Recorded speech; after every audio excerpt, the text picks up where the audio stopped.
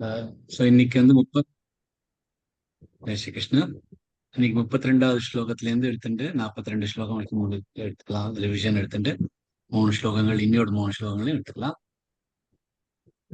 ந காங்க்ஷே விஜயம் கிருஷ்ண ந ச ராஜ்யம் சுகானி ச கின்னோ ராஜ்யேன கோவிந்த கிம் भोगैर्जीवितेन वा येषामर्थे काङ्क्षितन्नो राज्यं भोगा सुखानि च त इमेव स्थिता युद्धे प्राणांस्त्यक्त्वा धनानि च आचार्या पितरः पुत्रास्तथैव च पितामहाः मातुलाश्वशुराः पौत्राश्यालाः सम्बन्धिनस्तथा एतान्न हन्तुमिच्छामि घ्नतोऽपि मधुसूदन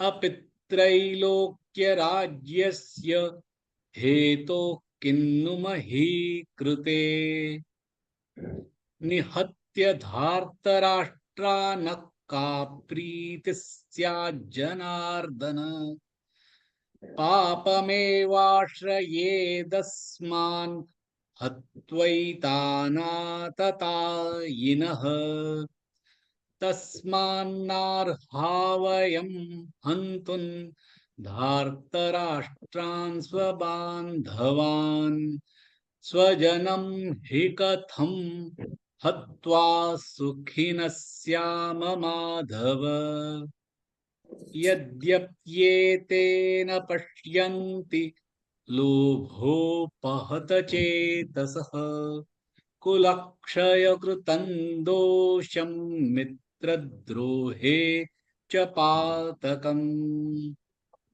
कथन्न ज्ञेयमस्माभिः पापादस्मान्निवर्तितुम् कुलक्षयकृतं दोषं प्रपश्यद्भिर्जनार्दन कुलक्षये प्रणश्यन्ति कुलधर्माः सनातनाः धर्मे नष्टे कुलं कृत्स्नमधर्मोऽभिभवत्युत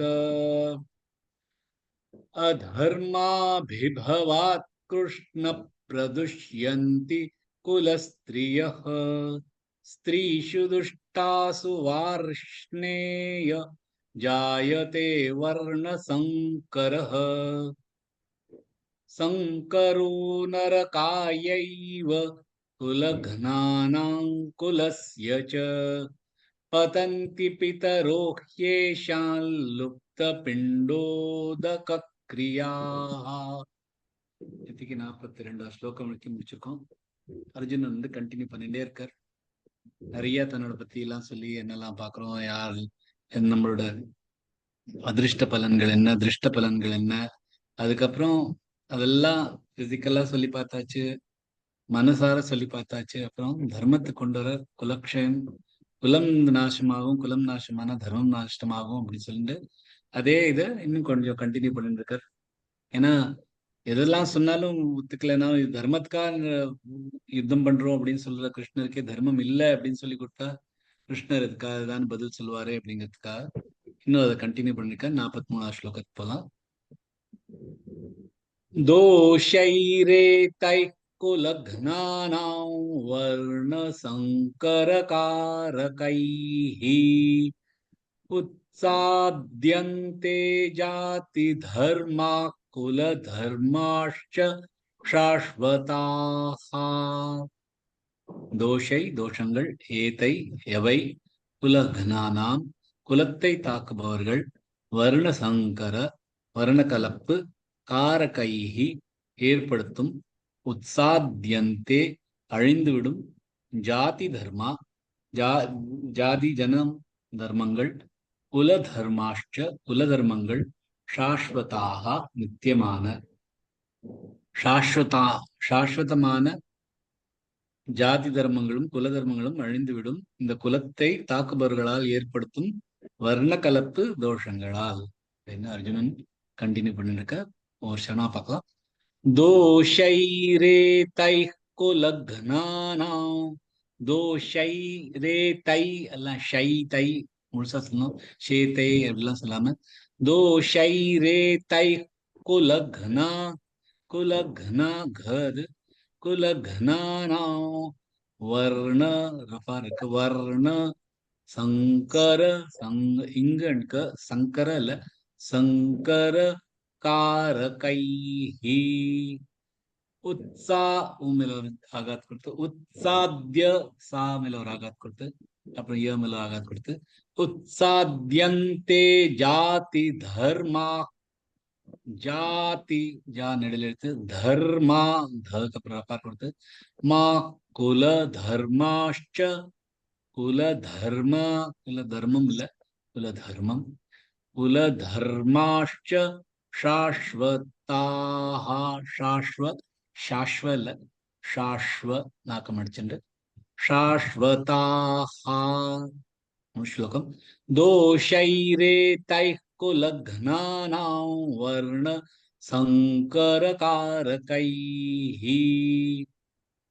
उत्साद्यन्ते जाति धर्मा कुल धर्माश्च शाश्वताः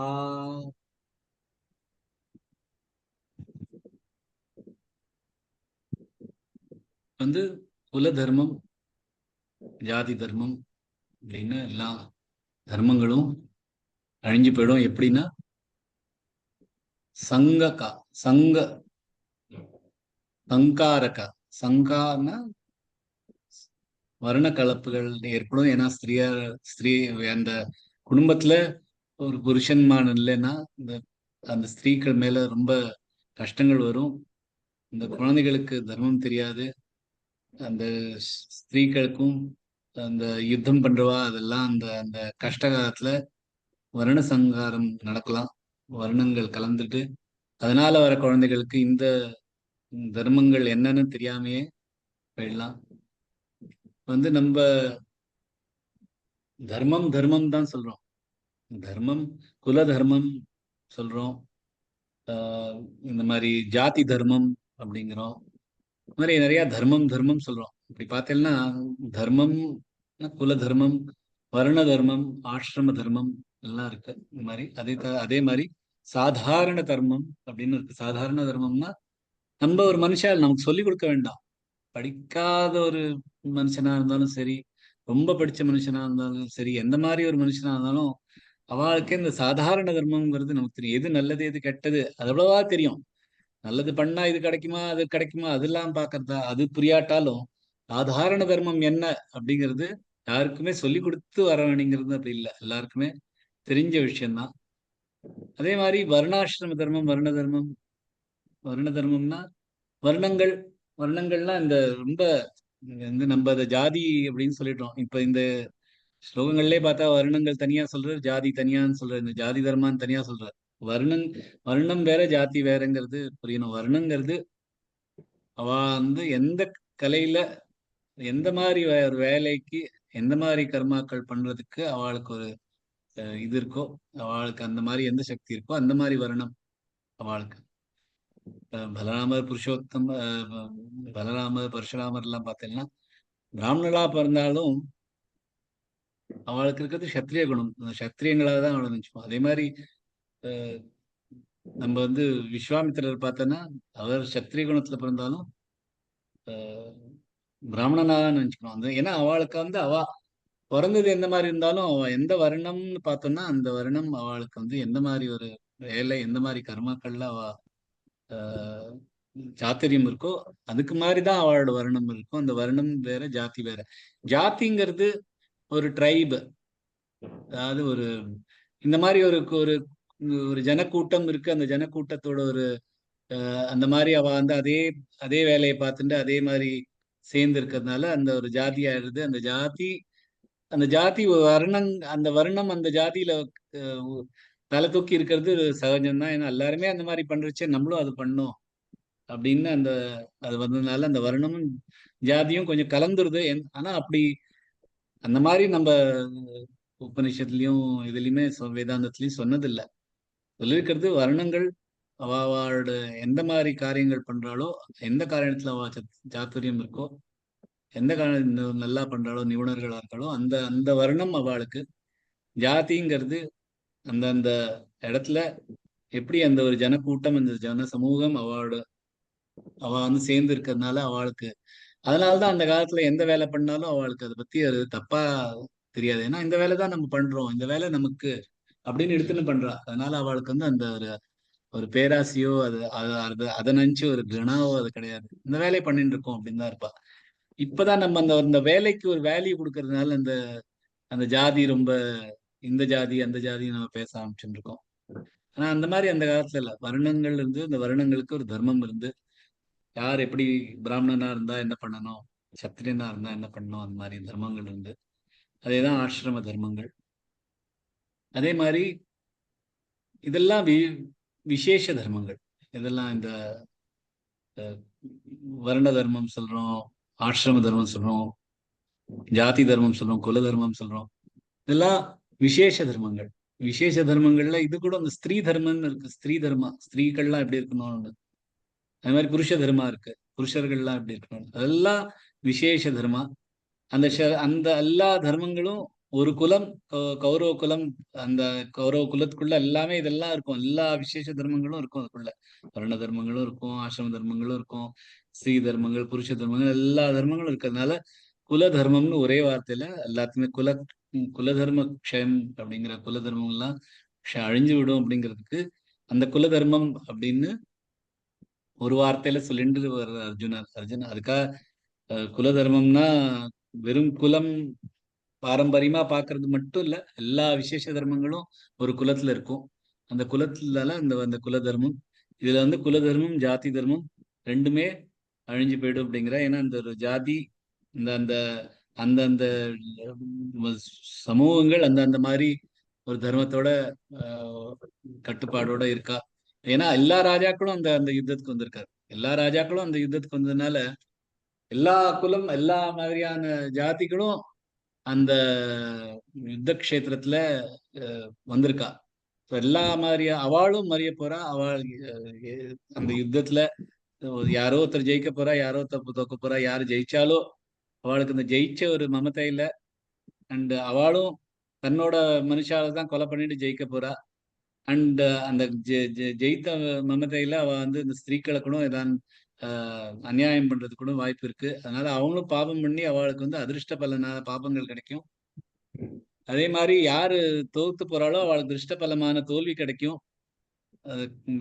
இந்த யுத்த கஷேத்திரத்திலேயே அவ இறந்து போயிடுவா. அதனால அவளோட குடும்பம் நாசமாயிடும். அவளோட ஸ்திரீக்கள், அவளோட குழந்தைகள் எல்லாருக்குமே கஷ்டம் வந்துடும். திருஷ்ட பலன், திருஷ்ட பலனா இருக்கட்டும், அதிர்ஷ்ட பலனா இருக்கும், எந்த மாதிரிய பார்த்தாலும் அது வந்து அந்த நாசம்தான் வரும். அதனால எல்லா தர்மங்களும் அழிய போறது. அதனால அந்த தர்மிகள், அந்த எல்லா ஜாதிகளும் அங்க இருக்கிறதுனால எல்லா ஜாதிகளோட தர்மங்களும் அழிய போறது. குலத்தோட தர்மமும் அழிய போறது. வந்து நம்ம ரிலிஜனை பார்த்தாதான் நம்ம வந்து இப்ப வந்து இங்கிலீஷ்லாம் பார்த்தீங்கன்னா, எந்த லாங்குவேஜ்லயும் பார்த்தீங்கன்னா கலாச்சாரம்னு ஒண்ணு சொல்றோம், தர்மம்னு ஒண்ணு சொல்லுவா. கல்ச்சர், ரிலிஜன் அப்படின்னு ரெண்டு தனித்தனியா சொல்லுவா. நம்மளோட ஒரு சனாதன தர்மத்துல தான் அந்த கலாச்சாரம் அப்படின்னு தனியா பேசுறது, தர்மம் தான் சொல்றோம். எல்லாமே நமக்கு தர்மம். தர்மம் வந்து கலாச்சாரமும் நம்ம தர்மத்தோட வந்தது. அதனாலதான் இந்த குல தர்மம், ஸ்ரீ தர்மம், இந்த மாதிரி எல்லாம் ஒவ்வொரு தர்மங்கள், எல்லா விசேஷ தர்மங்களும் வர்றதுனால அதெல்லாம் தர்மத்திலே நமக்கு கவுண்ட் பண்றோம். நம்ம அதை கல்ச்சர்னு தனியா சொல்றது இல்லை. ஏன்னா நமக்கு தர்மமா வந்தது, இந்த கலாச்சாரம் வந்து தர்மத்தோட சேர்ந்து வர்றதுதான் நமக்கு தர்மம் அது. ஸோ அதனால இந்த தர்மம் வந்து ஒத்தர் அழிஞ்சாலும் அதுல யார் ஜெயிச்சாலும் சரி, யார் தோத்தாலும் சரி, ஒத்தர் அழிஞ்சாலும் சரி, இன்னொருத்தர் அழியாம இருந்தாலும் சரி, நாசம்ங்கிறது நிச்சயமா நடக்க போறது அப்படின்னு அர்ஜுனுக்கு தெரியுது. அதே மாதிரி ஞானேஸ்வரிலையும் ரொம்ப அழகான ரெண்டு ஸ்லோகங்கள் இருக்கு. ஜைசா நகாகிரி வியாழு லாகே தோ ஷிகாந்த வியாபி வேகே தேவி ஆப் பிரம்ம குல அவகே ஆப்ல விஜய். எப்படி ஒரு நகத்துல ஒரு பாம்பு கடிச்சானா அந்த நகத்துல இருக்கிற விஷம் வந்து உடம்பு முழுக்க போயிடுறதோ, அதே மாதிரி ஒரு வீடு அழிஞ்சா கூட, அதே அடுத்த ஸ்லோகத்திலயும் அவர் சொல்றார், ஜெய்சா घरी आपुला वाणी वसे अग्नि लागला तो आणिका ही प्रज्वलिला जाळुनी घाली तैसिया तया कुळसंगती जे जे लोक वर्तती तेही बाधा पावती நிமித்தே ஏனே. அதே மாதிரி ஒரு வீடு எரிஞ்சாலும், ஒரு வீட்டுல நம்ம எல்லாரும் ஒரு குலமா வசிக்கிறச்ச ஒரு வீடு எரிஞ்சாலும் அந்த அந்த வீட்டுனால பக்கத்துல இருக்கிற வீடு எல்லாமும் அழிஞ்சு போயிடும். எப்படி ஒரு பாம்பு ஒரு பர்சன் ஒரு நகத்துல கடிச்ச வெறும் நம்ம விரல் நுனியில கடிச்சா கூட எப்படி நம்ம தலைக்கு ஏறுதோ, அந்த மாதிரி ஒத்தர் இதுல இந்த யுத்தத்துல மறிஞ்சா கூட எல்லாருமே நாசமா போறோம் அப்படின்னு அர்ஜுனன் பார்த்துட்டு, இந்த மாதிரி இந்த யுத்தம் நமக்கு தேவையா, இந்த யுத்தத்தினால எவ்வளவுலாம் அழிய போறது, முழு குல தர்மமே அழிய போறது, சாஸ்வதமான ரொம்ப டைம்லெஸ்ஸா நித்தியமாக ஒரு நடந்து இருக்கிற இந்த குல தர்மமும் ஜாதி தர்மமும் எல்லாமே உச்சாதந்தே அழிந்து விடும் அப்படின்னு அர்ஜுனன் சொல்ற இந்த ஸ்லோகத்துல. அடுத்த ஸ்லோகத்துக்கு போலாம். 44வது ஸ்லோகம். उत्सन्न कुल धर्माणां मनुष्याणां जनार्दन नरके नियतं वासो भवतीत्यनुशुश्रुम. உத்யந்த அழிந்துவிடும் குல தர்மானாம் குல தர்மங்கள், மனுஷ்யானாம் அந்த மனிதர்கள், ஜனார்தன அப்படின்னு பகவான சொல்றார். நரகே நரகம், அநியதம் காலவரையற்ற, வாசக வசிப்பு, பவதி ஆகும், இதி இவ்வாறு, அனுசுஷ்ரும கேள்விப்பட்டு இருக்கிறேன். என்ன சொல்றதுன்னா, குல தர்மங்கள் அழிந்த மனிதர்கள் காலவரையின்றி நரகத்தில் வசிப்பார் என்று கேள்விப்பட்டு இருக்கிறேன் அப்படின்னு அர்ஜுனன் சொல்றார். உத்சன்ன உத்ச ஊமேல ராகத் கொடுத்து உத்சன்ன குல தர்மாணாம், தர்மா ரஃபா இருக்கு, மாணாம் மனுஷ்யாணாய் ஜனார்தன, மனுஷ்யானு அப்புறம் ராகாத் கொடுத்து நிஷ்யா நாய் ஜனார்தன நரகே நியதம் வாசோ, நரகே கே நெடில் எழுத்து, அது எழுத்துனா எல்லாம் பாக்கி எல்லாமே குரில் எழுத்துக்கள். நரகே நியதம் வாசோ பவதீத்யனுசுஷ்ரும, பவதி பவதி இல்ல பவதீத்ய, தீ மேல ராகாத் கொடுத்து தீத்யனு சுஷ்ரு, ஷூ மேல ராகாத் ரெண்டுமே ஷ, அது சுஷ்ரும. ஸ்லோகம். உத்சன்ன குல தர்மாணாம் மனுஷ்யாணாய் ஜனார்தன நரகே நியதம் வாசோ பவதீத்யனுசுஷ்ரும. உத்சன்ன குல தர்மானாம் மனுஷ்யானாம் ஜனார்தன நரகே நியதம் வாசோ பவதீத்யனுசுஷ்ரும. பகவான் நமக்கு எது நல்லது எது கெட்டதுன்னு இந்த சாதாரண தர்மங்களும் கொடுத்திருக்காரு. அந்த தர்மத்தை வச்சே நம்ம சொல்லலாம் எது நல்லது எது கெட்டதுன்னு. ஆனா நமக்கு ராகத்வேஷம் இந்த ரெண்டு மெயினா அந்த எடுத்துட்டாலே போறோம். ராகமும் தேசமும், ஒரு பாசம் அண்ட் ஒரு வெறுப்பு, இது ரெண்டையும் இருக்கிறதுனால நம்ம இப்ப இந்த மாதிரி பாவம் பண்ணோம்னா எல்லாமே குலம் நாசமாயி எல்லாருமே அழிஞ்சு போயிடுவா, தர்மமே அழிஞ்சு போயிடும். ஆனா இந்த மாதிரி தர்மத்தை அழிக்கிற மாதிரி ஒரு மனுஷர்கள் மனுஷியானா அப்படிங்கிற எல்லாருமே, கௌரவர் பத்தியும் பாண்டவர்களும் தனித்தனியா சொல்லாம மனுஷியானம் எல்லாருமே நரகே நியத்தம் வாசம், நரகத்துல எப்பொழுதும் காலங்காலமா இருப்போம். எவ்வளவு வருஷம் எவ்வளவு காலம் இருக்க போறோங்கிறது கூட தெரியாம அவ்வளவு காலம் நம்ம நரகத்துல நீ வாசோனா வசிப்போம் அப்படின்னு நான் கேள்விப்பட்டிருக்கேன் அப்படின்னு அர்ஜுனன் சொல்ற. இப்ப அவர் ஃபுல்லா இப்ப அதிருஷ்ட பலன்கள் பத்தி பேசுறாரு. நமக்கு எந்த பலன் நமக்கு கிடைக்கும் அப்படின்னு கண்ணுக்கு எட்டால தெரியறது திருஷ்ட பலன். திருஷ்டம்னா பார்க்க முடியாத ஒரு பலன், அது இல்ல. இது அதிருஷ்ட பலன். அதாவது நமக்கு தெரியாத பாவங்கள்லாம் பண்ணி, இந்த பாவங்கள்லாம் பண்ணதுனால, நாசம் எல்லாம் பண்ணதுனால நமக்கு இந்த மாதிரி நரக்கம் கிடைக்கும். அதுவும் நித்தியமான அனித்தியமான நரக்கம். எவ்வளவு வருஷம் இருப்போம்னு, எவ்வளவு காலம் இருப்போம்னு தெரியாத அவ்வளோ காலங்காலமா நமக்கு நரகத்துல இருக்க வேண்டியிருக்கும் அப்படின்னு நான் கேள்விப்பட்டிருக்கேன் அப்படின்னு அர்ஜுனன் வந்து கிருஷ்ணர் சொல்ற. இந்த மாதிரி நம்ம பண்ணிட்டு என்ன எல்லாரையுமே மனுஷியா நம்ம எல்லாருமே நரக்கத்துல வசிக்கிற மாதிரி நீ பண்ண போறியே, இந்த மாதிரி இது ஒரு யுத்தம் நமக்கு தேவையா அப்படிங்கிற அடுத்த ஸ்லோகம் பார்க்கலாம். அஹோ பத மஹத் பாபம் கர்த்தும் வியவசிதாபயம் யத்ராஜ்ய சுகலோபேன ஹந்தும் ஸ்வஜனமுத்யதாஹ. அஹோ ஐயோ, பத வருத்தத்தக்கது, மகத் பாபம் மகா பாபம், கர்த்தும் செய்வது, வியவசிதா முடிவு செய்துள்ளனர், வயம் நாம், யத் அது, ராஜ்ய சுகம் ராஜ்யமும் ராஜ்யத்தினால் வர சுகங்களும், லோபேன பேராசை, அந்தும் கொல்வது, ஸ்வஜனம் உறவினர்கள், உத்யதாக முயற்சி. என்ன சொல்றேன்னா, ஐயோ நாம் இந்த மகாபாபமானதை செய்ய முடிவு செய்துள்ளோம் என்பது வருத்தத்தக்கது. ராஜ்ய சுகத்தின் பேராசையால் நம் உறவினர்களை கொல்ல முயற்சிக்கிறோம் அப்படிங்கிறார். ஒரு சதமா பார்க்கலாம். அஹோ அது அஹோ ஓ தொண்டையிலேருந்து வரணும், அஹோ இல்ல. அஹோ பத மஹத் பாபங் கர்த்தும் கர்ப்பா இருக்கு, கர்த்தும் வியவசிதாவயம் யத்ராஜ்ய யத்ரா மேல ஒரு ஆகாத் கொடுத்து ஜ யத்ராஜ்ய சுக சுகல சுக லோபேன ஹந்தும் ஹந்தும் ஹந்தும் இல்ல ஹந்தும் ஸ்வஜன முத்யதாஹ முத்ய மேல ஆகாத் கொடுத்து முத்யதாஹ.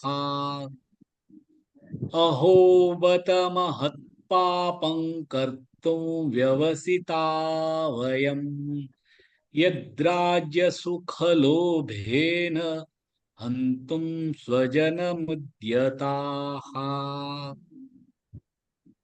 அஹோ அப்படின்னு ஒரு வருத்தத்தோட சொல்றாரு. இது வந்து எல்லா ஆர்குமெண்ட்ஸ் எல்லாத்தையும் சொல்லிட்டு இருக்கிறவர் வந்து கௌரவர்கள் தான் முதல்ல வந்து பாப்பம் பண்ணிட்டு இருக்கா, அதனால எல்லாமே குலநாசனம் ஆப்போறது. எனக்கு வந்து இந்த இதெல்லாம் பண்ணா பாப்பம்னு தெரியறது, அப்போ நான் வந்து இந்த பாவம் பாப்பம் பண்ண போறேன்னு, அதனால நான் யுத்தம் பண்ணல அப்படிங்கிறது. இப்படி சொல்லிச்சும் அவரோட ஒரு மோகம் தான் தெரியுது, குழப்பம் வந்து அவர் அர்ஜுனன் வந்து ரொம்ப அறிவுபூர்வமா பேசுறோம் அப்படின்னு நினைச்சிருந்தாலும் இதுல இருந்து இருக்கிற குழப்பங்கள்லாம் தெரியுது. ஏன்னா கௌரவர்கள் வந்து திருஷ்ட பலன்காக பார்த்துட்டு கிடைக்கும், அதுக்காக வந்து அந்த மோகத்துல அவா இருந்தானா, அர்ஜுனனுக்கும் நான் ரொம்ப பெரிய மனசோட எல்லாருமே சாப்பிடுறாளே அப்படின்னு நினைச்சிருந்தாலும் அந்த குலத்தை பத்தி அவருக்கு வந்து ஒரு பாசம் இருக்கு. இந்த குலம் நாசமாறுதே அப்படிங்கிற ஒரு அந்த குலத்துக்காக ஒரு பாசம் வருது. அதனாலதான் அவர் அஹோ அப்படிங்கிற, ஐயோ அப்படிங்கிற. அப்பதான் அந்த மோகம் வெளியில வருது. இந்த மாதிரி நம்ம பண்றோமே, பத்தனா ரொம்ப வருத்தமா சொல்லியிருக்கார். மகாத் பாபம் கர்த்தும் வியவசிதாவயம், நம்ம எல்லாம் பண்ண போறோம் அப்படின்னு. எத்ராஜ்ய சுகலோபேன வந்து முதல்ல பார்த்தீங்கன்னா அவர் என்ன சொல்றன்னா, எத்யப்யத்தேன பஷ்யந்தி லோபோ வஹத சேதசா. எத்யப்பியேனே, அவளுக்கு வந்து தான் புரியல, லோபத்தினால அவரோட சேத்தனை வந்து கலங்கி போய் அந்த லோபத்தினால அவா பண்றாளே, என்ன பண்றா, குலக்ஷயமும் மித்ர துரோகமும் பண்றாளே. எத்யப்பியேத்தேன பஷ்யந்தி, அவளால பார்க்க முடியலன்னா என்ன பார்க்க முடியலன்னா, லோபோ வஹத சேதசா, தன்னோட லோபத்தினால ஒரு பேராசையினால குலக்ஷய கிருத்தந்தோஷம், குலத்தை அழிக்கும் தோஷமும், மித்ர துரோகே பாத்தகம் அவா பண்றாளே அப்படின்னு அந்த முதல்ல ஒரு ஸ்லோகத்துல சொல்றாரு. இப்ப வந்து நம்மளும் சுகலோபேன ராஜ்ய சுகலோபேன நமக்கும் அதே தானே இருக்கு அப்படிங்கிற இந்த நமக்கும் அந்த சுகம் ராஜ்ய சுகம் லோகத்தினால நம்மளும் ஸ்வஜனம் நம்மளோட மனுஷால கொல்றதுக்கு நம்ம முயற்சிக்கிறோமே முத்தியதா அஹோபதா மகாத் பாபம் கருத்தும் நம்ம வந்து அஹோ ரொம்ப வருத்தப்படுறோம் நம்ம வந்து மகா பாபம் பண்றோம் அப்படிங்கிறது இப்ப நம்ம புரியறதா அவனுக்கு இதெல்லாம் சொல்லி அவர் வந்து ஒரு மாதிரியா அவளோட இருக்கிற எல்லா ரீசனிங்கும் அவர் எப்படி ஆரம்பிச்சார் உடம்புக்கு எப்படி இல்லை உடம்பு எப்படி இருக்கு அப்படின்னு சொல்லிட்டு மனசு எப்படி இருக்குன்னு சொல்லிட்டு அதுக்கப்புறம் நான் எப்படி ஒரு சகுனங்கள்லாம் சரியா இல்லை அப்படிங்கிறார் அப்புறம் எனக்கு முன்னாடி என்ன நடக்குங்கிறது பார்த்தாலும் எனக்கு சரியா புரியலங்கிறார் அப்புறம் அவளுக்கு தான் லோகம் இருக்கு அவளுக்கு தான் இருக்குன்னா அவ குலக்ஷேம் பண்றா எனக்கு வந்து இந்த ராஜ்யம்லாம் கிடைச்சா எனக்கு என்ன அப்படி எல்லாம் சொல்லிட்டு இருக்காரு எனக்கு வந்து திருஷ்ட பலன் நான் பாக்குறேன் இது கிடைக்கிற திருஷ்ட பலனை பார்த்தாலும் எனக்கு அதெல்லாம் எனக்கு அதனால எனக்கு சுகம் கிடைக்காது அப்படிங்கிற அப்புறம் அதிர்ஷ்ட பலன் பாப்பங்கள் தான் நமக்கு கிடைக்கும் அப்படிங்கிற அப்புறம் வந்து எப்படி அதெல்லாம் முடிச்ச அப்புறம் எப்படி இது தர்மத்துக்கே சரியா வராது அப்படின்னு தர்மத்தை பத்தியும் குல தர்மம் எப்படி நாசமாகும் குலம் முதல்ல நாசமாகும் அப்புறம் குலம்னால ஸ்திரீகள் நாசமாகுகள் ஸ்திரீகள்னால இந்த சங்கரம் நடக்கும் இந்த சங்கரனால கலப்பினால தர்மம் அழிஞ்சு விடும் யார் தர்மினா யார் தர்மம் பண்றாளோ அவளே இல்லைன்னா தர்மம் அழிஞ்சு போயிடும் அந்த தர்மம் அழிஞ்சானா நமக்கு வந்து நரகம் தான் கிடைக்கும் அப்படின்னு முழுசா அவர் கண்டினியூஸா எல்லாத்தையும் சொல்லிட்டு இருக்க கிருஷ்ணர்கிட்ட அப்படி சொல்லிட்டு தன்னோட ஆர்குமெண்ட்ஸ் எல்லாம் இங்க முடிச்சுக்கிறார் இன்னையோட கிளாஸ் முடிச்சுக்கலாம் ஜெய் ஸ்ரீ கிருஷ்ணா